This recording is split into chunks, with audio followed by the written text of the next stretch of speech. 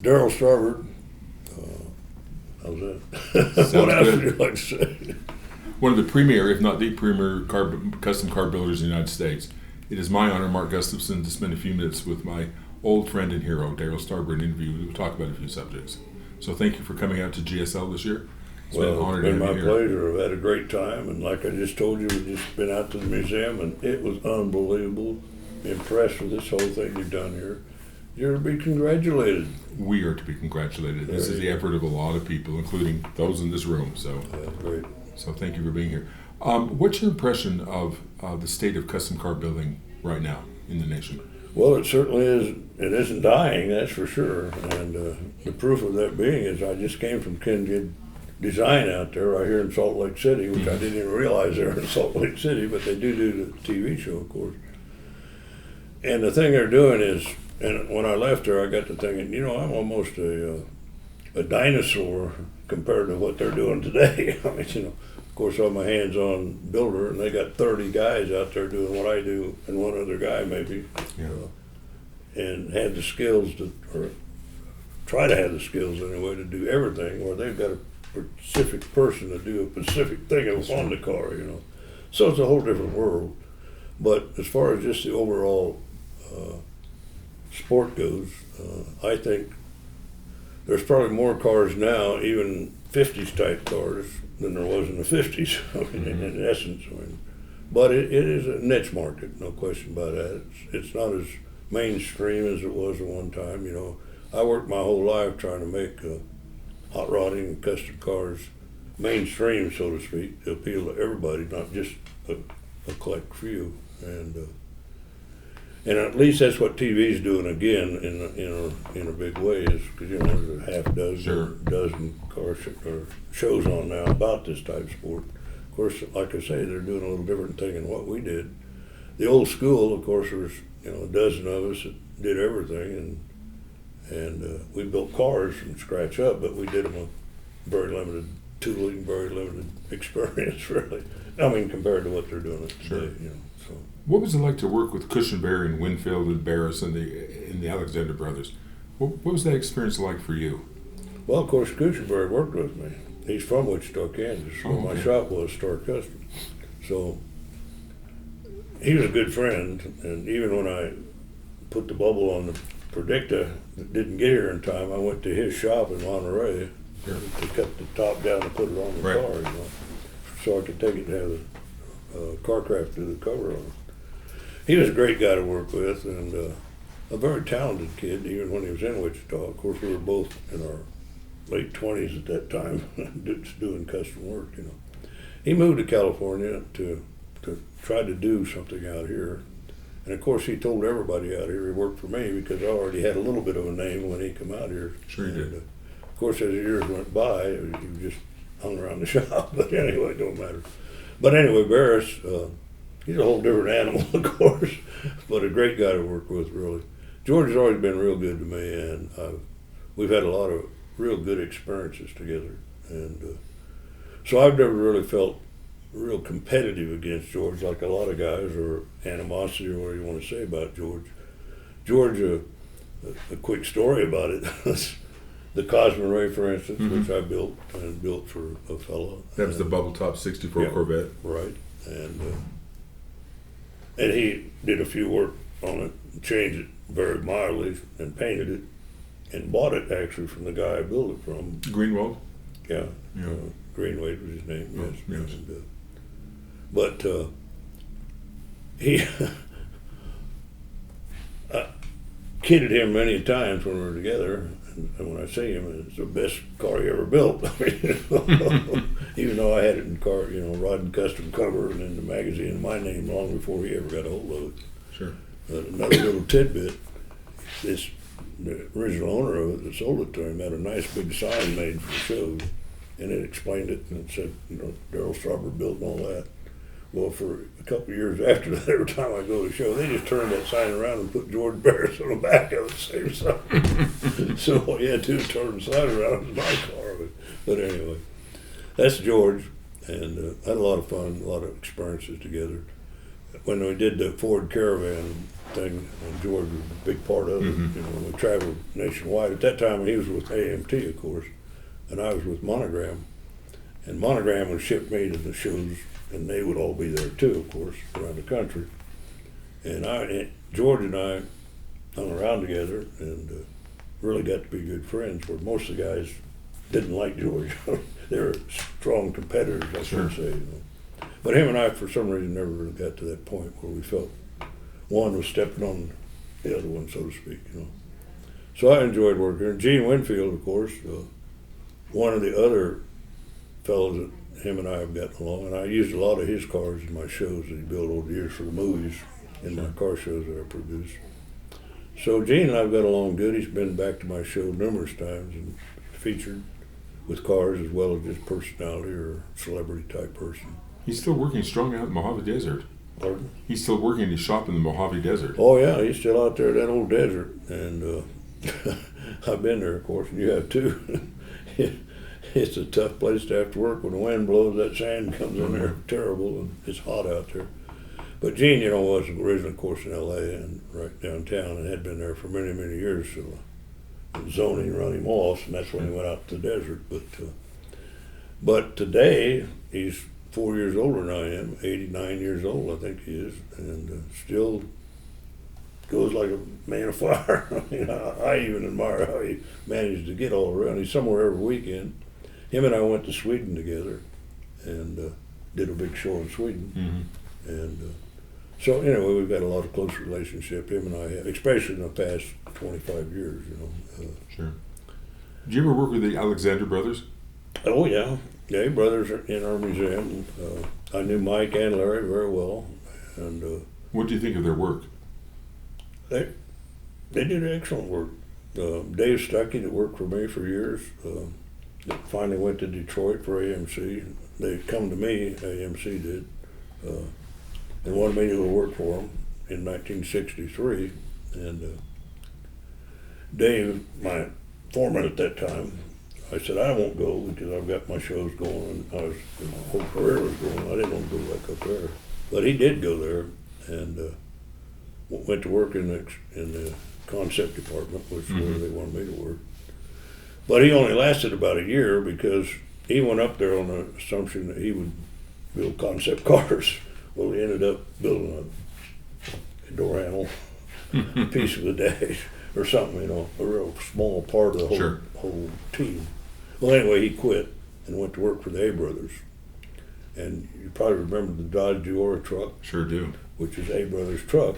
Well, Dave Stuckley actually built the whole front end of it while he worked for him. He did all the metal work, put the gate in it and everything. So he was a very talented person. And Larry and Mike both were very talented too. I mean, they did nice work, and most of their designs were well designed for 50s type customs. They used to call them the East Coast Bear Shop. I mean, yeah, they did. Years ago. I mean, you know. And they kind of lived on that. George did a lot for them as far as name-wise and publicity-wise, a lot of magazine coverage and stuff. So, but I run into them over and over. In fact, in 1959, I went to Detroit with the Fantabula at the NHRA National Show, and they were there and in Detroit, and of course they're out of Detroit, and they had their latest little truck there. It was called the Grasshopper or something, a little 34 truck, really nice for the time. Green one? Yeah, the green one, exactly. And we beat them. You know, we got the sweepstakes with it was a 58 bubble top car, and we just wiped them out. But so there was a little animosity there for a year or two because we'd become sort of competitors. I got best custom shop that year, and they awarded it to me instead of them, which they would have got if I hadn't been there, of course. And, but years after that, Larry, or especially Mike, come to the museum every year for 15 years probably. Never missed an induction ceremony, you know. Larry came about 4 times. Larry was a different type person. He was very reserved. He was kind of quiet. Didn't like to be around people as much, you know. Mike was very outgoing. And so, you know, we got all kinds of personalities in this world to deal with. And but that's the one thing I've always done probably a little different than most custom car builders or competitors, so to speak. I always admired them and worked with them and tried to. And when I did my museum, I wanted to give them a part of it, Sure. be a part of the Hall of Fame, and Your museum's a remarkable place. I try to put them on equal scale with Yes. myself and everybody else. I mean, and I don't think any one of them would have ever done that. Let's put it that way. So Yeah, but that's also the reason you're so well loved in the hobby. You've always played fair. I hope so. Anyway. It's the truth, Darryl. Yeah. It's the truth. What did you think of your initial involvement with Monogram? Barris and Cushionberry and those folks, even Winfield, were involved in consulting with AMT, putting special customizing parts in the kits. Exactly. And that started in probably late 1960. Tell me how the relationship started between you and, say, Bob Reeder up at Monogram. Okay. Of course, that's a story within itself. But at that time, I had built the Predicta in 1960, of course. Mm-hmm. And I followed it up immediately with the Forecasta 2 years later, another bubble top car, my second bubble top car. It happened to be on the cover of Carcraft magazine, and in 1962, 62, and Monogram did the big V8 for the first time ever in the automobile, the V8 big engine, so what it was, and a very nice job of it too. And they happened to run an ad for the first time in that magazine that I happened to be on the cover. Mm-hmm. And Jack said to Bob Reeder was vice president, Jack the president at the time, said, "That's the man we want to be our design consultant." I mean, he saw that car and loved it, and the publicity I got, I had 5 or 6 pages in there about me, and so Yeah, you forth. did. They, of course, weren't really into cars like you would think, but before that, they always built aircraft. Was a real big thing. Started out with the balsa airplanes. I mean, that's where they started in their garage. I mean, and then went into military stuff, and then finally into cars. And like I say, they wanted a design consultant to kind of break into the custom car hot rod world, so to speak. And that's how it started. Jack called me up one day out of the blue. I didn't even know he was president of Monogram. I didn't even know much about Monogram, really. But I had my shop there, and I was working hard on it, getting ready to build another car, of course. And he said, "We want you to be a design consultant. Would you ever consider something like that?" And I said, "Well, I hadn't given it a lot of thought, but I certainly think about it, Well, he called me about it, and I began talking to Donna about it, my wife, of course. Do you remember when this was? Pardon? Do you have a recollection of what year and month this was? Oh, yeah, it was 62, early 62, probably right in January sometime, I'd guess. And he, at that point, he called me back in about a week, and he said, "Well, Darryl, we've discussed it a lot. What would you like to do, or how would you get involved in it?" And I said, "Well, I've decided I'd like to do that." And he says, "Well, what Bob and I would like to do is fly down and sit down with you, and we try to go over a contract and all that kind of stuff, and see your place and see what you're doing."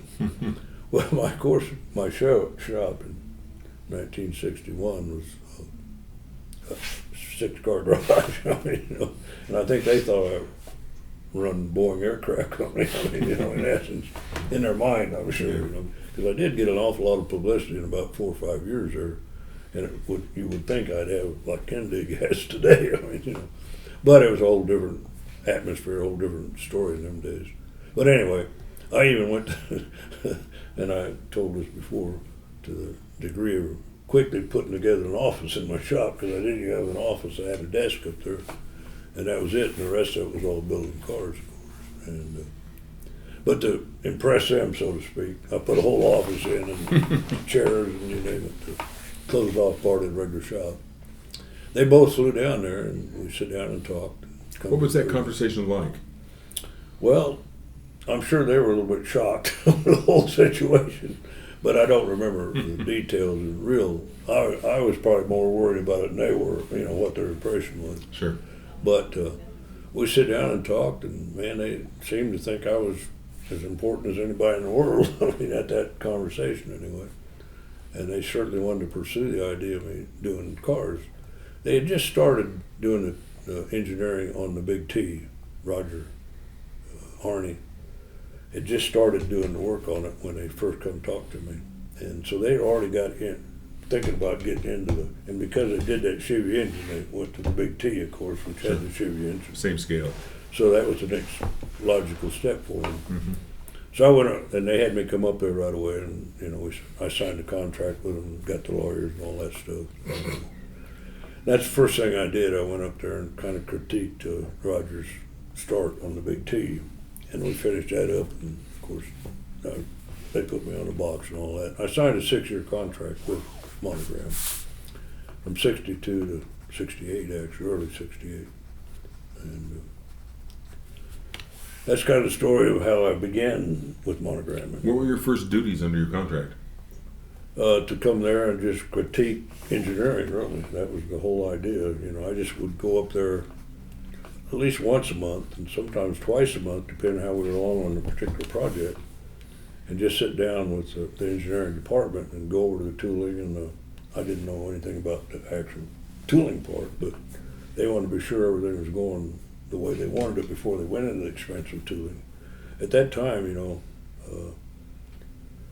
very involved. There wasn't no 3D printers, of course. Every little piece had to be a mold made for it, and then a die made for it. Sure.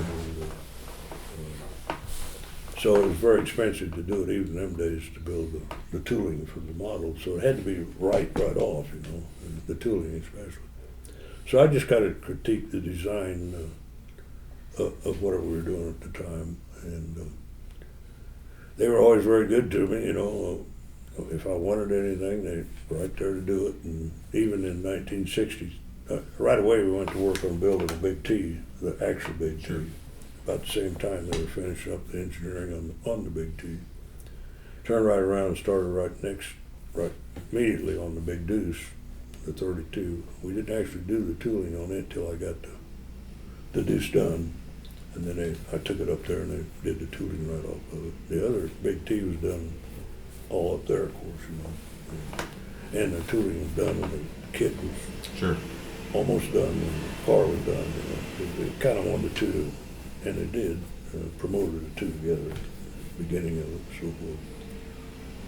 So that was kind of the beginning of the whole thing, and that lasted for, like I say, 6 years. You were a consultant on the 55 Chevy and the 58 Thunderbird.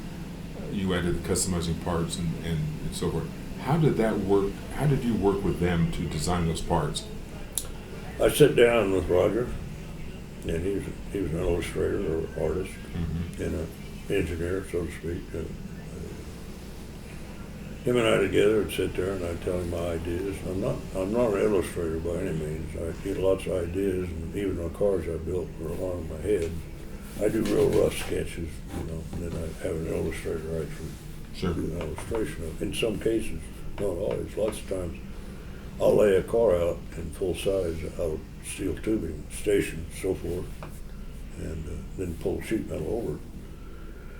Full size though, and I can see the three-dimensional effect of the car before I ever put the sheet metal over it. And I can easily change something if I don't like it. Lots of times, even a draftsman or easy to put it on paper, but not always look quite right when you build the actual car, which happens in Detroit all the time, as you know, over the years, And so, but I always had the advantage of having in my mind and at least full-size layout of the car before I ever built it, actually. But you would meet with Roger and you designed the parts for the 55 Chevy, which included a nearly full bubble top, I might remember. 58 Chevy. The 58 Thunderbird. Oh, Thunderbird, full bubble top. Yeah. And he would draw them, and they would go off and make the dies and so forth. Yeah. Because your name was all over both kits and instruction sheet and everything. Oh yeah, about 10 of them or 8 of them, whatever it was. Yeah. The 40 Ford pickup. The 34 Beetle. The 55 Chevy, 58 Chevy, Thunderbird. Mm-hmm. I think we did 15 altogether. Either built the car or just designed the parts for it. Sure. You did a booklet called "From Carbs to Customizing." It featured all of your cars, and you wrote the text. Whose idea was that booklet? Somebody in the promotional department Mm-hmm. and they just asked me when I was up there one time, we sit down and just talk about terms. You're talking about the little book Yeah, about terms? yeah, sure. What, the slang of Right. hot rodding was, so to speak. And that's how that came about. Then they went back and designed the whole book. I come back 6 weeks later or whatever it was. You supplied the photographs, or Yeah, what? oh yeah. It was a 10-page fold-out. You could get it from hobby stores. You could get it in the kits at the time. Right. They're much valued these And I days. noticed you don't have one in the museum. I've got one personally. I'll take it down there. Oh, really? Oh, yeah. I was going to send you one. Oh, send me one. I looked for one of them. I said, I'm amazed that they don't have that little thing. And Donna sells them still. We had boxes full of them. The little booklet? Yeah. Wow. Okay. Yeah, she sells them in the museum. Sells them every now and then. Interesting. But anyway, that's how that come about. So at some point they came to you about the Predicta, Mm-hmm. and how did that play out, generally Well, speaking? The Predicta was the next project after the Big Deuce. Jack wanted to do something then on one of my cars, a bowl top car, of Mhm. course, because that's what they hired me to be in the first place. But Sure. I got caught up in doing the early cars, and we talked about it. And I said, the car needs restoring and needs a lot of work, but we can work it out, no problem. And he said, well, what would you take for the car? And we'd like to just buy it. And I said, well, I guess I'd sell it. Well, come to find out later, I probably shouldn't have done that, because when I sold it to them, they got all the name rights and everything. Yeah. Where I could have retained all that if I'd been a little smarter in the days, maybe. But I was so honored and so involved in wanting to do it, that I sold the car to them. And then we delivered it before I tried to restore it then, they wanted to do the measurements on it for the model, which she showed some pictures of it, with the tape on it and all that. Right. I took it to Monogram in a trailer, single trailer, and left it there, and went back to work for a month or so, and they did all the measurements for the tooling on it. And then I had a guy go pick it up, and with a trailer, my same trailer, a single car trailer, and on the way back, it actually slid off the highway and tore up the side of the Predicta a little bit. I mean, the car went over against the side of the wheel well. You only had about 2 or 3 inches on each side of the car for the inside wheel well. So he had brought it back home, and that's when I actually restored it and redesigned it, so to speak. And So Monogram didn't require you to restyle it? well, That's a decision you made alone? Well, it's kind of a bad deal, really. They thought I was going to restore it back just like it was, Well, I got started on it. I called him up and said, I'd like to make a few, critique it, so to speak. Some of the design on it I'm not real happy with, and I'd like to do some small changes on it. Well, and I did, and I made the small changes on it. But what threw them was when I then delivered the car back up there painted red and changed some of the tooling, or the drawings, I should say, engineering design drawings, didn't work no more, Right. which they weren't real happy about, especially engineering. Jack didn't mind too bad, but because they had to redo quite a bit of tooling drawings. Let me just interrupt for a second. Roger Harney, about 25 years ago, would have been the early 80s, early 90s, gave me all the engineering drawings his people That's what did. he said, yeah. Not one of them showed the restyled car. Oh, right, They not were all all of the first time it was delivered there. And he told me he sent me everything. So if they did that, those drawings and so forth, they didn't render them. They must have just hoofed it, because there's nothing in their records. Assuming Roger sent me everything, there's nothing there to show the restyled car. I'll be right. Not one drawing. That surprises me, because I don't know how they could have done that without doing drawings, and layouts, and make tooling different, because it is a different shaped car. Sure it is, sure it is. Wheel wells, and front grille, and rear grille, and like we're saying, the tops redone again different. And Yeah. I worked on almost every inch of the car after that, you know. I'm sure somewhere there's drawings. I mean, I don't know where or who did them exactly, but, and maybe Roger never even got involved in that part of it. Perhaps not. You know, so that could have been done. He was only, and I don't want to put Roger down in any way, shape, or form, but he was really a low on the totem pole of the design department of engineering. I mean, he just sort of a draftsman, so to speak. And because I only worked with him at the last minute on details. I always looked for a lead engineer whenever I went up there as far as telling him Sure. what we were going to do next and all that, you know. So, and then it kind of went to Roger to put on paper, so to speak, you know. And, Was it hard for you to sell it to him and deliver it to him restored? Was that Well, difficult for you emotionally? yeah, I hated to do that, really, but because I had the car since '59 when I built it, of course, and I had driven a lot and promoted a lot and run it down drag strips and used it in my car shows, and, you know, I've become very attached to the car, really. But on the other hand, they paid me very well for it to begin with, which, of course, we, in them days, we needed money bad, the whole shop did.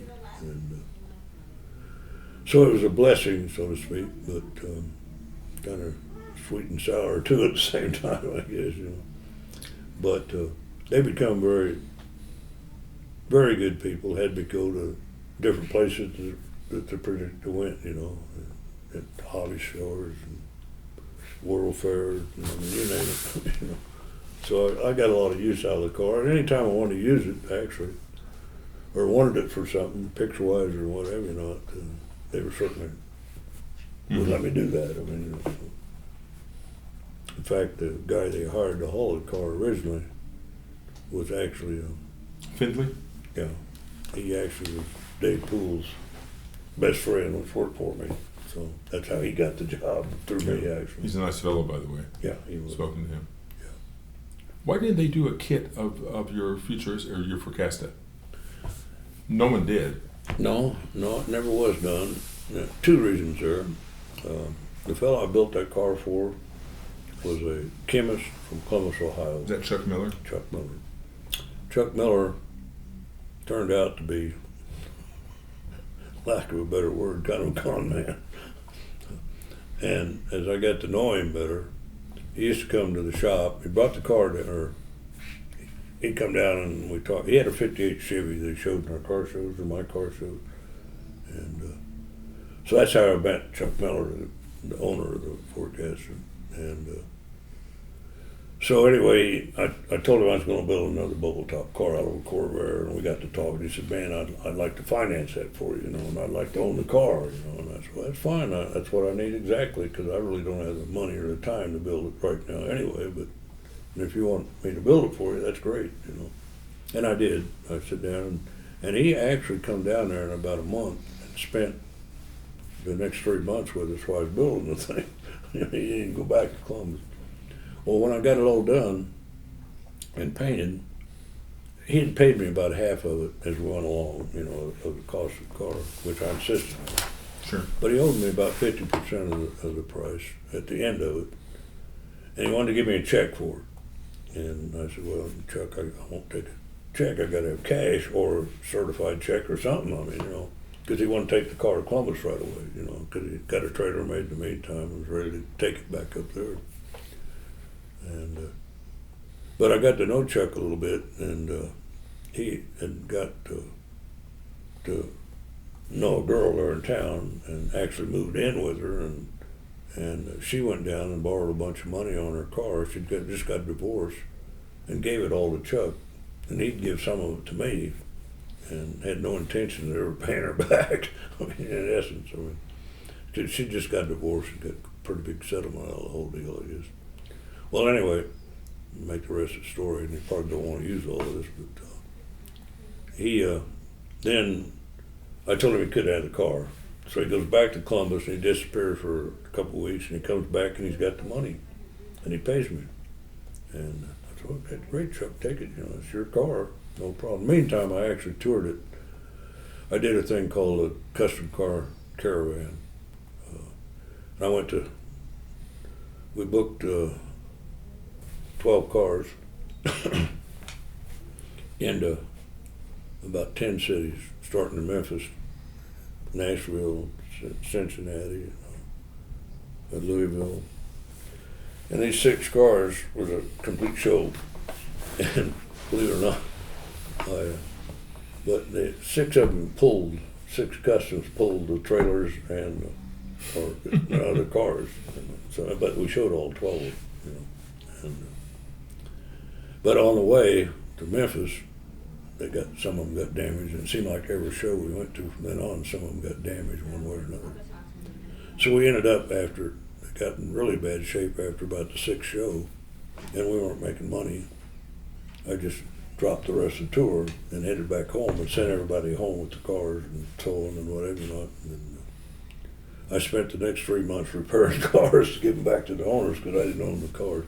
Well, anyway, the forecaster was on that trip with me before Chuck come back, and he come back then with the money, and he took the fortunately the forecaster never got hurt during this trip and tour.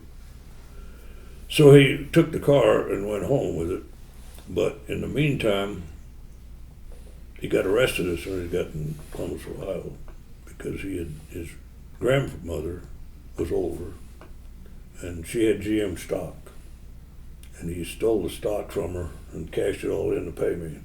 And then when she realized the stock was all gone, she called the police, of course, and they put him in jail, actually.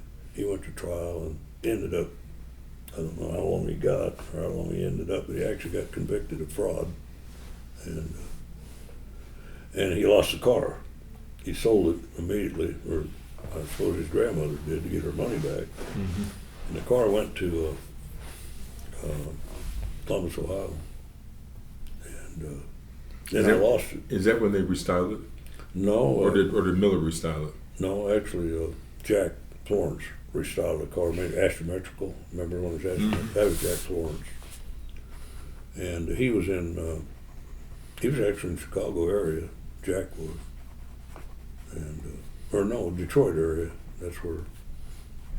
No, I'm sorry. Monogram was in Chicago. He actually was out of the Chicago area, Jack was. And Jack built quite a few cars. Kind of disappeared over the years, but he was a pretty good little builder. When did you see it restyled? I honestly don't remember that. I saw pictures of it first before I ever saw the car.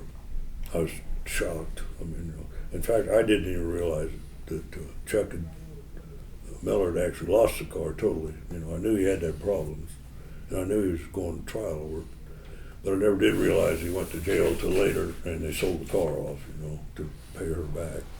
And, anyway, whoever bought it, and I can't even tell you who bought it, took it to Jack, and Jack customized it.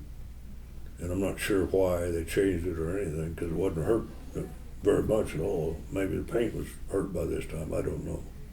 And then the car, because of all that trouble, Monogram didn't want to get involved in it. They didn't think it was a good idea to have the car or know the story behind it or anything. So I jumped right into the Futurista, or actually, the Futurista had been our next big car that I built for them specifically. And then the Orange Hauler. Did you build those cars for them with the understanding they would be owned by Monogram? The Futurista, and the story behind it, is that I went to Jack and Al Sloniker at the Grand National Roadster Show, or Oakland Roadster Show, known in them days as the Oakland Roadster Show, Grand National Roadster Show now. The promoter, Al Sloniker, did a new thing out there. I'd been out there and won it several times. In '63, he did a new deal. It was called the Tournament of Fame. And he invited 6 of the top customizers to be involved in the Tournament of Fame. Sure. And he sat down, which was Barris and Winfield and Balon and Wilhelm and me and 6 guys anyway, Kuchenberry. And so I called up Jack then and I said, got this Tournament of Fame and I want to win it, I'm going to build a car for it, I like to, but I need some financing on it, Sure. And he said, well, what's it going to do, you know? And I explained the whole thing to him, the rules of it, and the fact it was the most futuristic, creative design ever was one of the criteria. First time shown ever was the second criteria. The best engineered and constructed car, you know, so forth. And I knew I could, the car I had in mind, which was a futuristic, I knew would fit that format, you know, or that. So when I told him, and I sent him the sketches of it and all, he said, Darryl, just, I don't care what it costs, build that car, we'll make a model out of it, you know, and we won't win that for sure. And I said, well, we'll win it, because I know everybody else, what they're building or what they had built. And I knew there was nothing in the world that could ever touch it at that time, you know. And but with the free hand of money, I could make a car nobody could touch, because nobody ever had that opportunity before, or it was just open book type thing. But by this time, Monogram had sold a lot of stuff that I was involved with, so they were making a lot of money on myself, you know. And but I was too, so I was happy. But anyway, I lost the tournament fame, long story short, and Bill Cushionberry actually ended up winning it with the Silhouette. And but this is ironic part of the whole story is that we were so sure, Jack and I, that the car would win, and they flew, him and Bob both flew to Oakland to see the show and be there when it won. I mean, you know. Oh boy. And I lost. And, so, but in the meantime, we wanted to release the model at the exact same time I won the show, you know. And we actually put the little trophy, Tournament of Fame trophy, in the kit. Never seen one. That's what I've heard too. And I don't have one, although I did see one many years ago, but we didn't make very many of them. I don't know. They were on the production line, and they pulled them off immediately. And I don't know how many they ran exactly, you know, or whether they actually put any of them on the market for sale or not. Right. And anyway, we had to pull it out, and there's a little insert on the copy, and we had to rewrite the copy on the inside, tell them about it. So I wasn't a happy camper, and he certainly wasn't. But they funded the car from day one? They always owned it, yeah. Okay. And that's a funny story. When I delivered it up there to them after this thing was all over, first of all, I took the car clear to Seattle, to the Needle up there, and did a big car show up there with it in Seattle. And then I delivered it to Monogram a few weeks later. And actually, I bought a truck for them to haul it in, which I took to Seattle, and the whole thing. The truck was a furniture type van that the bed opened up, and you could pull the thing right and close, you know, pull the futurist right up inside of it. Arranged the whole thing just for that car at that time. Anyway, they decided they didn't want the truck, although they paid for it. They just had me sell it off, and I wanted to deliver the car because they didn't want the burden of worrying about the truck. Tell me about the Orange Hauler. Okay, the Orange Hauler was one of my next projects. In fact, yeah, it was the next project after the Futuristic. And you started that in your old shop. Yeah, and I built the Futuristic in the old shop, actually. And we started on it right after the Futuristic. When I went to Oakland with the Futuristic to the Grand National Show, we were about half done. I had the front end of the car all done, front half of the Orange Hauler. And at that time, Dave Stuckey was working with me, and Dave Poole. And while I was there, I had already laid out the back end, and they sheet metaled the back of it while I was out there. And when I got back, then we jumped right on the car and built it. And again, we built it for Monogram.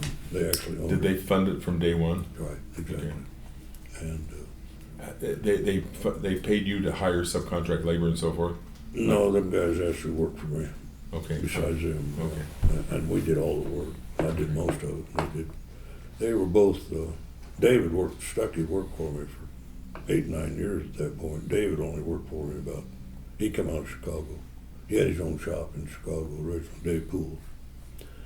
He'd only worked for me a year or so, and so anyway, he was just part of the regular overhead of the shop. Sure. And But we finished the car, and I delivered it to them up there, and of course, they made the model right away. Used it to scale everything off of. Did you get a royalty off that kit? I got a penny off of that one. Off of the orange color? Yeah. And everyone, the big T and the big deuce, I got 10 cents because it's $14.95. The others were $1.98 or $1.49. That's not much money. I mean, what about the futurists? How much you make on that? Well, I mean that's what they retail for. Okay. The $1.49 or one, and I'd make a penny. But in them days, that was pretty good because I also got in my contract, the thing that I got different than all the other builders or all the other consultants, so to speak, was I was also paid a salary, a regular committed amount that I was going to get every week or every month. Mm-hmm. For 8 or 6 years in my contract. The royalties was over and above that, of course. Sure. And for them days I made tons of money compared. In fact, I built that new shop and everything from them. So I was very happy with the whole situation. Sure. You had an incredible role in the model car hobby and the real car hobby. I mean, anybody who knows anything about custom cars knows your name. Well, and as importantly, to know of your integrity. You've always played the game straight with people. You've been pleasant, and cooperative, and that was always very important to me. I know that. And I've always tried to stay grounded, so to speak. Well, and you're the one that's still in business. You're the one that has the shows. Yeah. You're the one that made a success of things. Bears did some of that, but none of the others did. Yeah, no, you're right. You've been at the top of that pile. I was very lucky, very fortunate to be able to do all that. And a lot of luck, believe me. A lot of things broke my way that didn't break for a lot of them, like monogram. Sure. I seem to always have a guardian angel, so to speak, taking care of me for some reason. I don't know why. I didn't deserve it particularly, but it was a great ride, and I had a lot of opportunities that I wish all of them would have had because we'd had a lot more in the whole business right now to work with. Sure. But it was very important to me, and unfortunately, I had a very stable background with parents and very great wife, grounded people, and a great wife. And I just had everything work for me, and I've often walked across from my shop to nowadays, which is a couple hundred feet from the house, and just say a prayer, so to speak, and say, why in the world do I have all this? I mean, when I look out over the acreage and the museum and the lake and everything that's happened to me, and it makes you wonder, why you manage to do things and that you're no much different than anybody else. And I've always had another thought that a lot of them don't have, or a lot of people don't have. I always kind of look back to see who was following me too. I wasn't no scientist, nuclear scientist or nothing, and I always felt that I wasn't anything really super special. And especially when I saw the people following me, they were pretty normal. Many of them blue-collar, low-class people. I mean, not low-class, but low-income class people. Sure. That followed the whole thing, So, and being working for Boeing as in the aeronautical thing, I realized how insignificant, so to speak, compared to the airplane and the wars and all that the car business was, sure. Especially the custom car business. And you cut a fireball path. Yeah, just been a lot of things happened good for me. So you've got a great knowing you. Oh, like being here. You've got a great reputation, Darryl, and it's been my pleasure to have known you for so many years. And we'll get this book out by the end of the year, I'm told. I hope so. Well, it's about time. I've got a July 1st deadline, so I have no choice. But you've always been pleasant and cooperative, and I can't tell you how much I appreciate that and Donna's help. Well, I'm sorry I haven't got back on some of those things as quick as I should have. Well, but it seemed like I'd get something from you, and then I'd be so busy doing something else sure. that I didn't get right on it. No, you've been great. Thank you very much. But we did pretty good, I think. Great, and thank you for coming to the 26th GSL Championship. Well, it's been an honor to have you here. It's been an exciting and adventurous thing for me. I've met a lot of neat people, a lot of people that we've had a real good time. We've got some great pictures of you already seen of you out of the museum. Yeah, okay. And we'll use those to promote the museum, good. And we'll send you some of those. So thank you so much. It's My a real pleasure, my friend. My thanks.